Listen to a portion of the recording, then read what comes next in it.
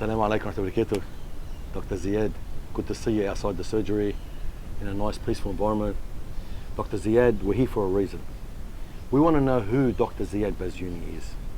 We want to know what Dr. Ziad stands for, and we want to know why Dr. Ziad wants to be a politician. A lot of big questions. A lot of big questions, but let's start from the top. Who is Dr. Ziad Basyouny? Well, first, thank you for the invitation and the discussion. It's an honor and a pleasure to meet you outside the surgery. You know, everything is different inside and outside. Ziad Basyouny, I'm a doctor, as most people would know me, but I'm also a bad tennis player and a bad surfer. So you can associate that. You're a human. Yes. I'm married with 4 kids, 3 girls and a young boy who's 3.5-year-old. You could probably think of the name that my son would be. My name is Ziad, his name is Tariq. Tariq ibn Ziad, it's my sons. I'm an immigrant. I moved to Australia in 2004. I'm Egyptian, born and bred. I came here when I was 23, finished med school, and then moved in literally 10 days after I finished med school. So I did my med school, my intern year, and then I moved to Australia. I was going to go to the UK. I've done the exams to go and work in the UK, but some friends, family friends, suggested I'll come to Australia, check how it is. I came to Brisbane, of all places. My first mosque that I prayed in Brisbane was Karabi, and then Karabi Mosque, and then I worked as a computer salesperson because I didn't know I can work as a doctor. So you came here from Egypt. You done the full testing. You're a doctor. Yeah. You're a doctor. Yes. I mean doctor. I was a doctor in medical Egypt before doctor. Yes. You came to Australia with a one-way ticket, with $500 in your pocket from your father. Yes. So basically with nothing, and you came here to work straight away. Yes. My father couldn't afford. My father, a non-corrupt police officer in Egypt, which meant that we're lower middle class, and he had enough money to give me the ticket and $500, and the ticket was one way, so I could not come back if I failed. I'll have to work to earn my money to get that ticket returned back to home. And you humbled yourself with your first job in Australia as what? My first job was a computer salesman in Kapalaba. And then after 3 months, I decided it was not good for me. I used to travel from Karabi to Kapalaba. It used to take an hour, so I decided to come work closer. Looking for work closer. I didn't have a car. I was on the train, on the buses all the time. Public transport. Public transport. And then I found a job in McDonald's, and I worked as a barrister for a week in McDonald's. So I was making coffee. So you're making coffee in McDonald's? Yes. But you had a degree saying you're a medical doctor. Yeah, but I didn't know I can work. Like, there was not enough information in 2004. The internet was not as popular. As popular. Yeah, the information was difficult to find. You call the medical board, that person doesn't know. You call that person, they don't know. And then suddenly, the guy who's the cleaner from McDonald's, 8 Mile Plains McDonald's, was going to go on a holiday for 8 weeks, and they can't find anyone. So they came to me and said, we've got a lot of barrister. You only have a couple of shifts a week. I remember these times because I wasn't able to eat the food in McDonald's. As a worker, it's not, you don't eat it. And my shifts were night shifts, were late shifts. And my breakfast would be, I'd buy a hash brownie. And then I go home, and I'm barely doing 2 shifts of barrister in McDonald's in 2004. It was $150 or something a week that I make. I pay $100, literally I pay $100 for rent. Left with $50. Left with $50 to do transport. I don't have a car, so I'd walk to the train, and then I go to Woolies and I'll buy those mud cakes. The mud cakes with the $2 or something. Because they're about to expire tomorrow. Yeah. They're normally like $3 or something if you buy them. The stuff that's about to expire. Yeah, well, that's the only way to survive. Yeah, exactly. And you'd eat mud cake for breakfast, lunch, and breakfast and dinner. I saved the lunch because I didn't have enough money, so I'd have breakfast as a hash brownie, and then dinner as a mud cake. And then I started working as the cleaner for McDonald's, and I've seen a lot of bad places. Like I've worked as a medical volunteer with the Brothers in Aussie Relief in Cambodia. I've done surgeries in the middle of the jungle. Where you've used your mobile phone. Yes, I showed you the picture. Spotlight. Yes, I showed you the picture. So I've seen places where it's dirty. Yeah. I can tell you that's nothing compared to when you have to scrub the grease off the walls of McDonald's at 3 a.m. in the morning. Oh, wow. So McDonald's kitchen, you can pull it all out. It's designed to be mobile. Yeah. And then I have to clean the whole of McDonald's. The toilets in McDonald's are the cleanest place. Oh wow. I have to scrap the grease off the walls. And you being a medical doctor seeing this. Yes. I was literally. But you never occurred, I mean, thinking the way you think now. Yeah, and I had to look at myself and I was like, I can't continue to work this way. I called my dad one day and I'll say, Dad, just send me the money. I can't save the money. I'm working at McDonald's. I'm not making enough. Send me the money so I can come back. And then he says to me, I've raised men or take responsibility. What's happening to you? Wow. You need to make that money. So I went back and I started working again. To get from Currabee to 8 Mile Plains, I don't have a car, so I have to get on the train. Yeah. At that time, the trains close at 10 p.m. So I'd walk about 10, 15 minutes, not too long, and then I'd get on a train and I'll go to the train station, and then I'd walk. My shift starts at 2 a.m. I'm the cleaner, and it finishes at 10 in the morning. So I arrive there at 10:30. There's nothing to do. At night? At night. So I sit in the street, and then one day I can see an internet cafe, and you can rent the whole thing for $2 for 24 hours. I remember the internet cafes, it was like, yes. So I'd go in, do some emails. At that time there was Yahoo Messenger and MSN Messenger, ICQ, all of that stuff. So I called my parents if they're my friends, and then it's 12 o'clock. I've still got 2 hours. Then I'd sleep. You're killing time just so you can get to work. So I can go to work at 2 a.m. So I'd sleep on there, and I'll have my phone next to me to ring, to wake me up to get to work 2 o'clock, so I can walk straight there. And then one day I wake up and the phone is not there, stolen. So I had to go to the brother, as a Lebanese brother in Brisbane. His name was Muhammad, I remember him. And I had to go up to him and I say, my phone was stolen, I don't know what to do. So he had an old phone, gave it to me, drove me to Vodafone where I got another SIM card, and then I put it in. Next day, I go to work. Same trip, train, goes to the internet cafe, it's closed. So from 10:30, 11 till 2 o'clock, I'm sitting on the downstairs street. On the street waiting for your shift to start. My shift to start at 2 o'clock. And I slept. And I woke up at 4 a.m. And they're ringing me like McDonald's. I'm asleep, and I literally homeless sleep. I had my jacket on, so I put my hoodie on, and then I took off my shoes, put it next to me, and then I slept on it because I needed something to support my head in front of the door of the internet cafe. And subhanAllah, this was the turning point. Next day I decided I'll need to investigate how can I work around health. I'm a doctor in Egypt. My father told me he's not going to give me the money. Working in McDonald's are barely making me get through. I'll just have to find out how to work. Looking through work, I decided to work as a disability support person. I know how to drive. The guy needed someone with a license. And then looking through Seek, and then calling, and then an ad comes up. We're looking for doctors. I'll pick up the phone and call this agent, and the agent say, you can get registered. I was like, no way, I can work as a doctor. Yes, send in my paperwork. So all this time you didn't know you can get registered? Yes, for 3 months. And you're doing this 3 months tough, sleeping in front of internet cafes and on the street, grease. homeless, literally. While all this was prepping you up for what's to come. SubhanAllah. At that time you'd look at it and it's like, why am I doing this? I could go back to Egypt. I'm a doctor back in Egypt. I don't have to go through all of that. It's simple. Being a doctor, you're well thought after by nearly everyone. I was not going to be comfortable immediately, but in 10, 15 years I'd be comfortable. But I know I'll have to go work in hospitals. I'll learn. I'll be a surgeon. I'll do whatever I want. And there's a life plan. is simple. There's an end game. Yeah, there's an end game. But because of what my dad told me and the sleep homeless for those 2-3 nights, I picked up the phone and I started looking for jobs. And then this agent, somehow they go bust. I don't know what to do, so I called the medical board, and then the medical board says, yes, you can get registered if you find a job.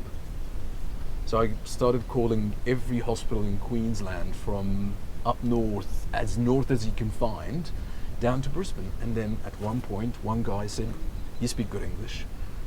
If you're really what you're saying you are, I'll give you a job offer. I was like, really? I said, yes. I'll give Where you a was job that offer. at? That was in Harvey Bay Hospital. Harvey Bay Hospital. And the phone call is extremely interesting. In Egypt, it's a hierarchy. To get through to the medical director of a hospital, I need to get through 10 people, and I need to have, I call the Maryborough Hospital, and they say, oh, sorry, we'll put you through to the Harvey Bay Hospital because the guy, they're connected together, but he's not there, he's in the other hospital.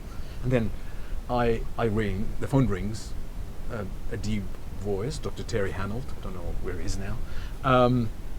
He answers, and he says, I'm Terry Hanold, DMS, which is Director of Medical Services. He's literally the biggest doctor in town. In town, yeah. And I said, no, sorry, I would like to speak to your secretary so I can tell her that I want a job. He said, no, your English is good enough, talk to me.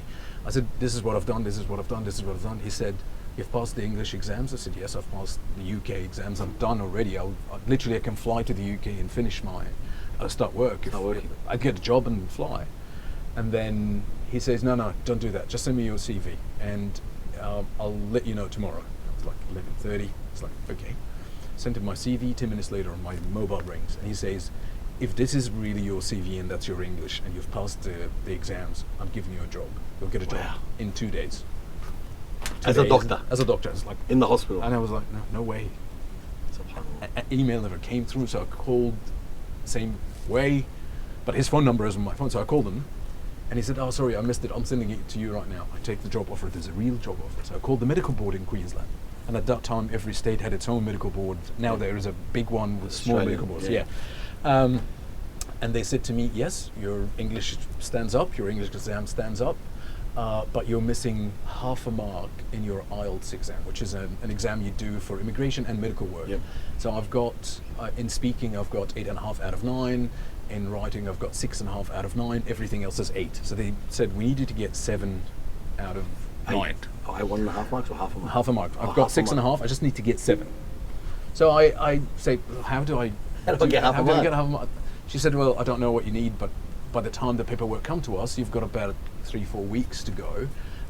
Try to find a place to do the exam. So I ring around the places that do the exam. The closest place would be 3-4 months away. I'm going to lose that job now. Yeah. And it's my exit out of cleaning the toilets in McDonald's and the kitchen in McDonald's. That's my way out. I don't want to let that go. That's my chance to join the workforce. So I start calling places. Friday, 12 o'clock, 12:30 in Currabee, because I was staying in Currabee. I call UQ, University of Queensland, and I say, can you please tell me, you've got an exam in a couple of weeks, I really need that done. And she said to me, oh, we've got an exam tomorrow, but it's all booked. I said, okay, can you just put me to the manager? And the manager says, how can I help you? I say, the medical board wants me to do the exam. She said, you know what, if you can come here today before 5 o'clock, pay the money, I'll get you a seat tomorrow in the exam. I look around, it's the Jummah. Yeah.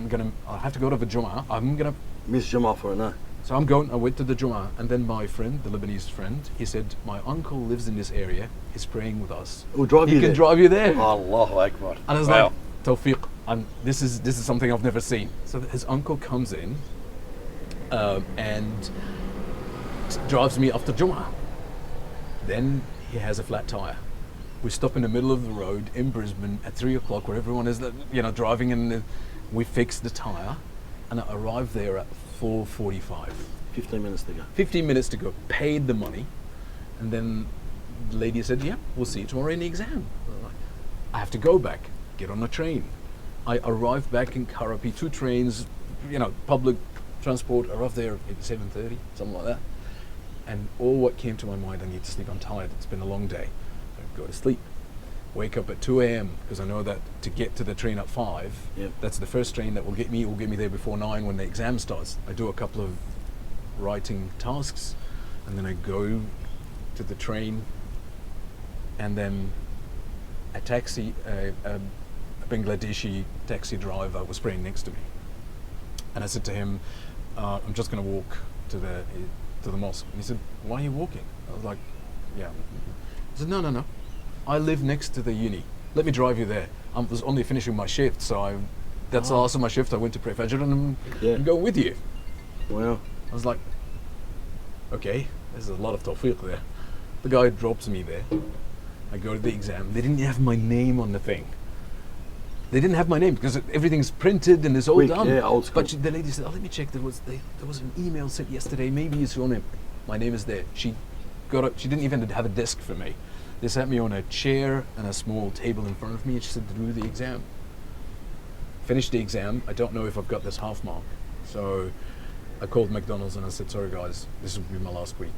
It doesn't matter if I work, because I can't keep doing this. I have to. I know now there is a way in medicine. I'll keep studying. I'll work in the mosque if they want me to clean it. I'll work as a cleaner for cars, whatever it is, detailing. I'll do anything, but I can't continue to work at McDonald's. And exam was on Saturday. On Wednesday, my friend, the Lebanese guy, drove me there. I go there and I get the results. I've got 9 out of 9 in speaking, 7 out of 9 in writing, 8.5 out of 9 in speaking. Like all of them are 8.5 to 9, except the writing. I just got through with the writing, 7 out of 9, which is what's needed. What was needed? I start work. Guess what? My first patient. A Lebanese traveler on her holidays with her husband, her honeymoon, where she fell and broke her knee. And this sister tells me, why are you here? Come to Sydney. There's a lot of us in there. I was like, I didn't know that. You didn't know about Sydney? I knew about Sydney, but I didn't know there was a lot. Like, I didn't know there was a big community. I was like, okay, like we need doctors who speak Arabic. Wow. And 6 months later, an Egyptian guy that from the same street that I used to live in, been there for 10 years, had issues, went to court, wanted someone to interpret, so he called me, so I flew. He couldn't trust the court for some reason, so I flew to interpret for him in court. And as soon as I got into the airport, I thought I was in the Middle East. Like the security guy was Pakistani. The people on the train are multicultural. The cafe owner was Lebanese, and it's like, where am I? I mean, like, I'm confused now. Yeah. And then I fell in love with Sydney, and since then I haven't moved out. Dr. Basyouny. Call me Ziad, please. Ziad, you moved from there, and you've seen a lot happen in 20 years in Australia since you came to Australia. And obviously you've seen a lot of changes and promises not fulfilled by government, and innocent people suffering. Yeah. I know for a fact that you still bulk bill in your surgery. Yes. I mean, we know how important it is to still bulk bill for people who can't afford to go to a doctor. Yes. It's not cheap to see a doctor. No. You've kept it real. Yeah. You've kept it raw, and you've kept it level grounded for everybody, humble in other words. We know a lot of distrust has happened between politicians and promises, and we know once they get in, and everybody's going to say the same, they never live up to their promises. Yes. What's going to make you different to these people? You're going as independent. Yes, I am an independent. Federal seat of Watson. Seats of Watson for independent. What will make you differ from the rest? So, the fact that I'm a part of the community in Watson, the area, I've lived there all my life, literally. You're a doctor and you stayed in the area. Yes, You never saw yourself, I'm too good for the area now. I'm a doctor. This is not where the doctors live. They live in this area. I'm going to go to this area. Lived in the area. Kept it humble. Bankstown for 7 years. Meredith Street. Wigan Avenue first. Meredith Street. And then Clarabelle. All Bankstown streets. All Bankstown. Yeah. And Clarabelle was behind the hospital. So I used to have, night shift. Yep. I used to at Bankstown Hospital. Bankstown Hospital. Instead of going to the toilet, I'd walk home, go to the toilet, come back. This is how close I used to live to the hospital.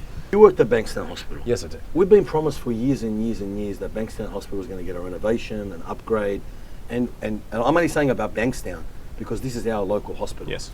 Where I pick up a lot of deceased. Yes. And a lot of people out there, and I see the quality is very poor there. Yes. Even the morgue is poor. I mean, sorry to say. How do we keep these people real? How can you keep them, if you win a federal seat of Watson in independent, how do you keep this all real happening, these promises? Yeah. I started work in May '05 in Bankstown. So I left Harvey Bay in Maryborough and I moved to Sydney. And on day one, I remember the director of emergency, her name is Dr. Linda Dan, a beautiful lady from Western Australia. She moved to Sydney, worked in the area, loved Bankstown. She was like a top lady. She taught me a lot. And she was talking about putting me in the committee because I'm multicultural, I speak Arabic, I speak English, so I can potentially represent the community who is studying the case for a new hospital in '05.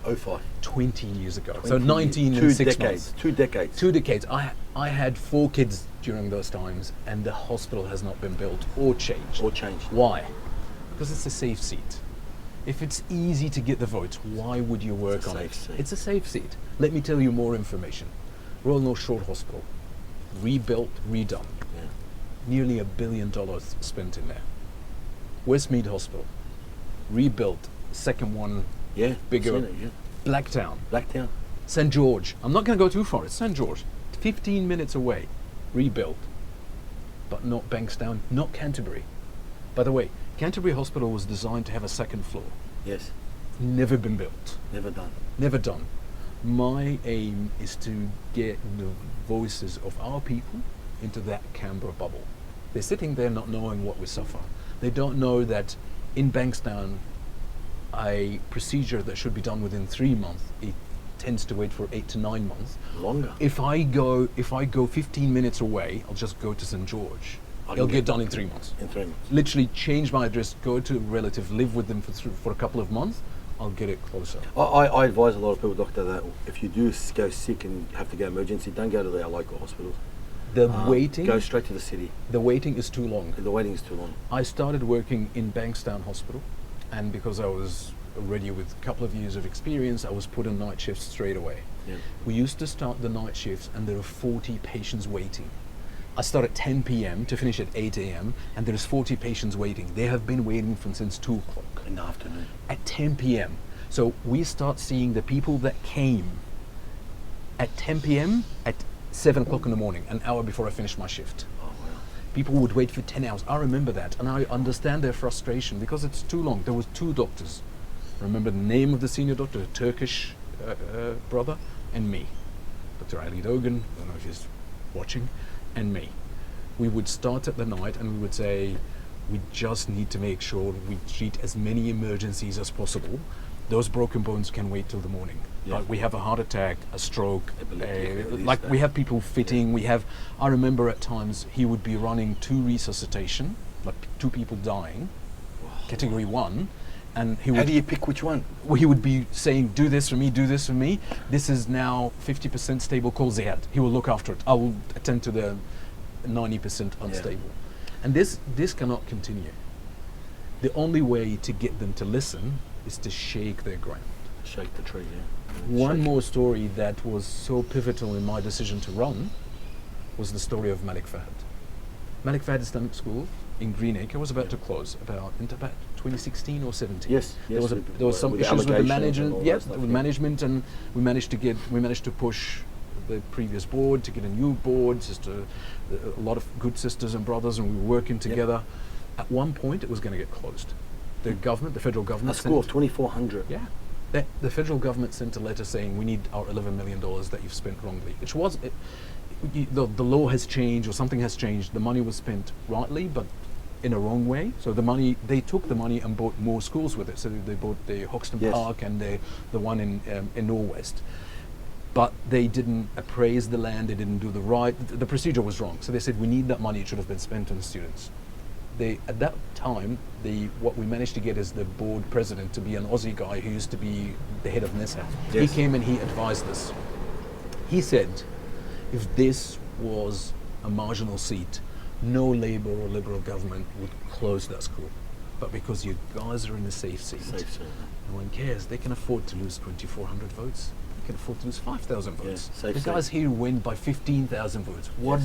So what? I've lost a third of these votes, but I've still kept my margin of 10,000 votes. This was a pivotal point in my thinking that this community needs to be represented by someone who lives in the area, works in the area. You don't want the 2 choices anymore. Everyone is either Labour, Liberal. Correct. We cannot subscribe to that idea, the lesser of two evils. It's just not right. We have another alternative. And that's what people need. Yeah. You know, I want to ask you a question. You're Please. a doctor. And COVID was a very, very traumatic time for a lot of people. Yep. People are still scarred to this day. Yeah, yeah. And I understand why. People lost their parents and couldn't go to their funeral. Yeah. Things like this. What was your stand on COVID? I mean, what would you say then and now if the same circumstances was to arise again? We have not been in something similar to this for 100 years. That's right. So there would have been mistakes, 100%. Yep. Doctors would have made mistakes. Politicians would have made mistakes. I was learning, yeah. Yeah, they were learning on, you know, you literally got on a bike and you've never had a bike in your life and you're just trying to learn how to, that's what they were like hitting walls and doors and they didn't know what they were doing. I understand at the start that there was a need for some form of a restriction. Yeah. When we got closer to the time of a vaccine that could have helped, now I know that's arguable and debatable, that's not what I'm talking about. The need for lockdowns was less. Yeah. I did not agree or understand of the idea of locking down Western Sydney, Southwestern Sydney. It should have been Sydney lockdown. If there was a need for one, and that's debatable, Yep. we can debate it whether we needed it or not. It shouldn't have been a couple of suburbs or this area or this ethnic area. It shouldn't have been there. It makes no sense to me that people in Fairfield and Bankstown and Lakemba couldn't go out to buy bread or go to their mosque and other people are celebrating At the beach. At the beach. I mean, Yeah.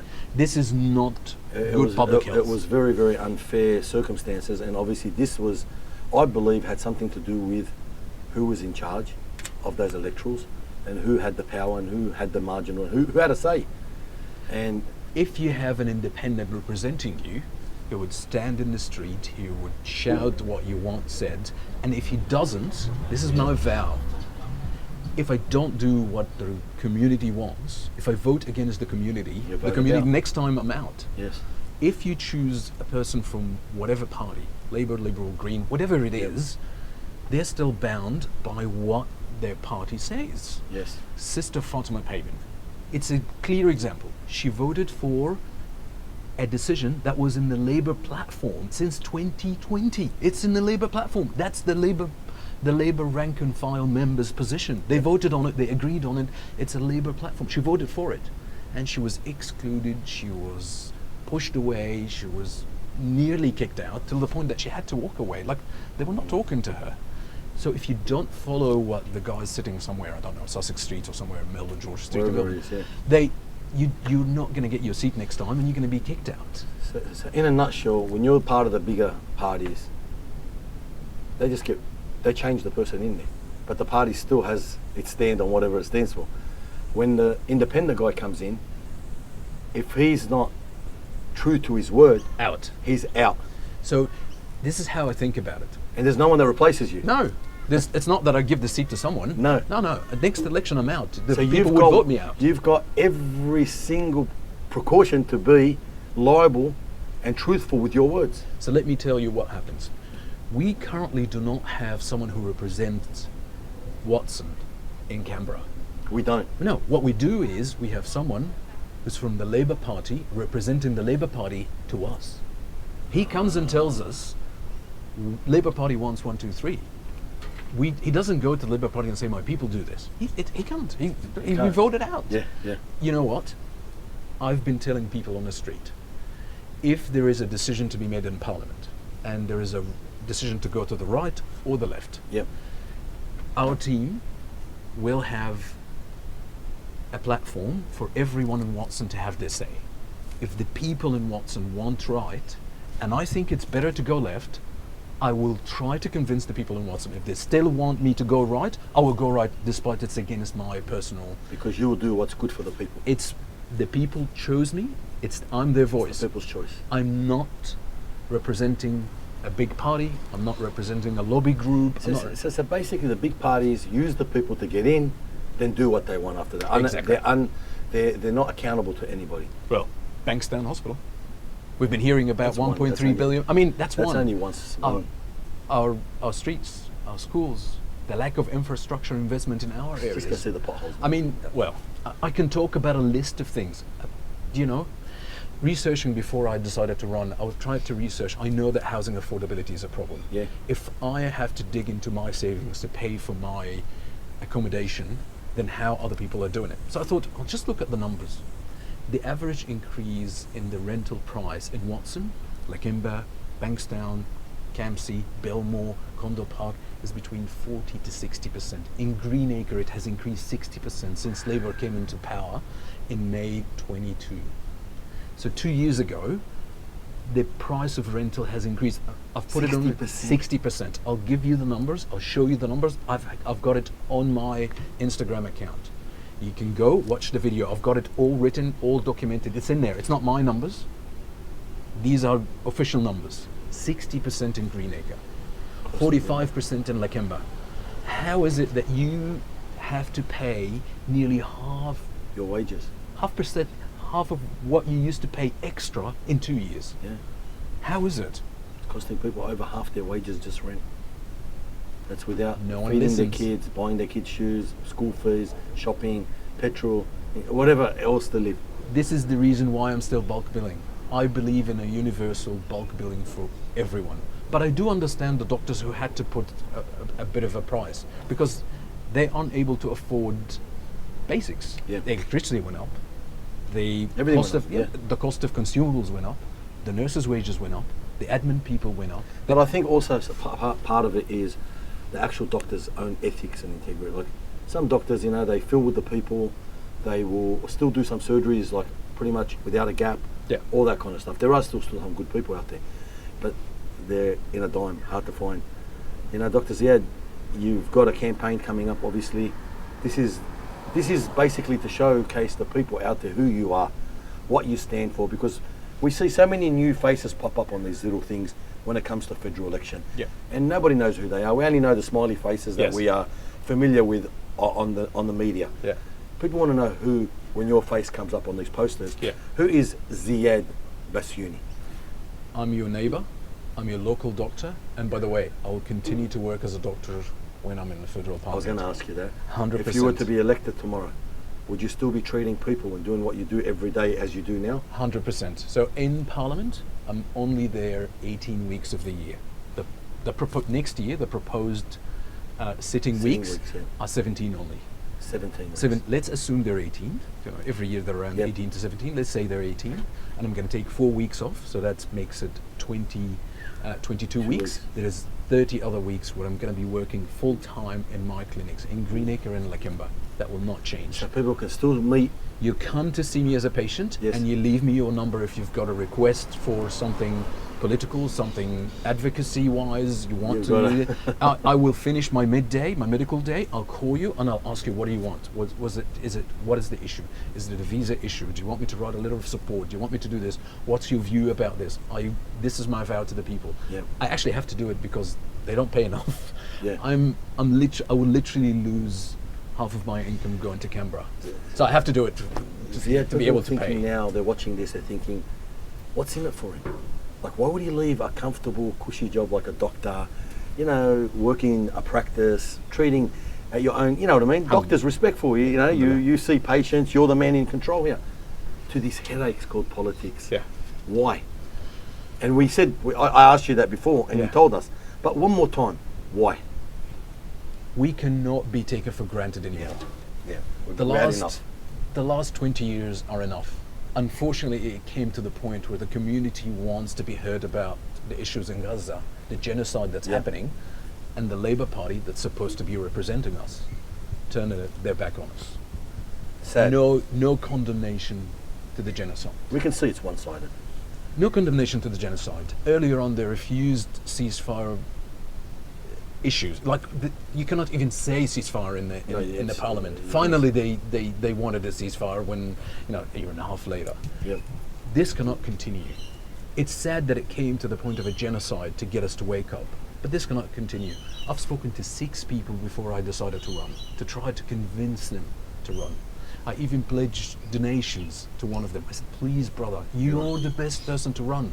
You just said you better do it yourself. Well, after going through everyone, for me, it's either people are scared of doing it because of, they will get attacked. I think someone of your caliber and experiences in life, where you've slept on the side of a curb and done the transport and done the hard yards, is the one who's going to feel, because you've been in the trenches. You know what it feels like to fight and bat and run for what is right. And I think this is what we need people to be, for the people. The community had enough. I door knock. I meet people every day. I'm at train stations every day. Yep. The metro stations, now they have buses to take people from Yeah. to they fixed the Station. one that Labour didn't want for us, by the way. Yeah. Labour actually refused to have the metro come to us in Bankstown. They refused it. Initially they refused it, and then they changed their mind, obviously, when it got through, and they thought, oh, that was a mistake to refuse it. I talked to people in there. People are fed up of not being listened to. People are fed up of being treated as, we'll get their vote, don't worry about it. Laughing stock. Being taken for granted. It's not going to happen anymore. We will make sure they know that Watson, Sydney, Southwest is not to be taken for granted anymore. No. Our idea need to be listened to, our opinions need to be respected, and we're not talking wacky stuff. We're talking infrastructure to the area. We're not just stuff. the area where drive-bys happen and drug dealers come out of. No. We have a lot of influential, a lot of successful, a lot of educated people coming out of our community. Yeah. And to build a bright future, the broken window theory of New York doesn't exist in our area anymore. We've come beyond that, and we've actually got very, very prominent members in our local area command that stand for everything and stand for the justice and what you're standing for right now. How do people vote for you, Dr. Ziad? How do we get you in there? How do we push for this to really happen now? So the first thing is, I want people to tell me what they want from their federal members. Please. Email, how do they get in touch with you? My website, ziadbasyouny.com.au. It's got my phone number. Yep. It's got my email. You can reach me on my Instagram, on my Twitter, on my TikTok, everywhere. You can find me through. You can come to my clinic, leave a letter, I'll call you. You can send me an email. You can. So you're easily contactable, and you reply every day. When is the election? The election is likely to be somewhere between April and May. It's in the hands of the Prime Minister. Yeah, within 3 months. Yes. Very soon. And the day of voting, the federal election, is in your local area. Yes. Is that where they can, for the people of Watson? Within Watson. Yep. And we have a map of Watson. So if everyone has got a question, it's on the flyers. Yep. It's on the website. You'll find it, and I've got it on my Instagram and my Twitter. You can find the map, so you'll know exactly where your location is. If you're in Watson. Yep. If you're in Watson. On the day, there'll be a school next to you, a hall next to you, a church next to you, a youth group, where you can go and vote. We will have volunteers on that day talking to you, advising you how to vote. There'll be how to vote cards, which will be numbered. If you follow these numbers, we will make sure they cannot take us for granted anymore.